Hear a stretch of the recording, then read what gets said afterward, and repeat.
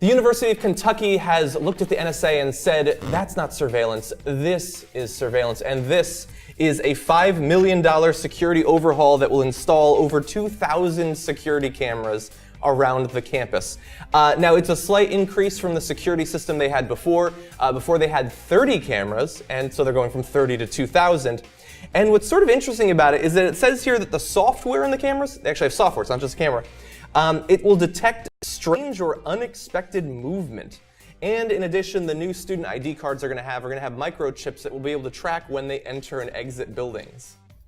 So there's obviously legitimate sort of security concerns that would lead to this plan, I assume, right? Yeah, I'm assuming a lot of people are upset. My first and initial response was, you don't have to go to this university. And also to have 30 cameras, that's it? I mean, 30 cameras at a university, they're just protecting their investment. If you look and most of those were in bathrooms and dorms.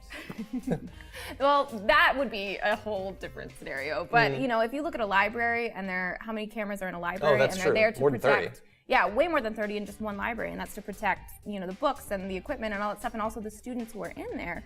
So I wouldn't necessarily have a problem with that. Also, 2,000 cameras, and they said that they had 4,600 incoming freshmen this year. Yeah.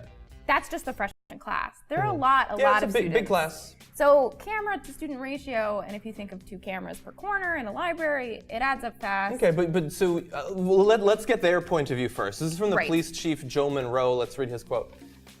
This will allow us unprecedented capability for monitoring the campus for crime and protecting our students, employees, and visitors in the event of emergencies, including natural disasters or large-scale acts of criminal behavior. So like flash mobs or something like that. A bandit band sweeping across campus.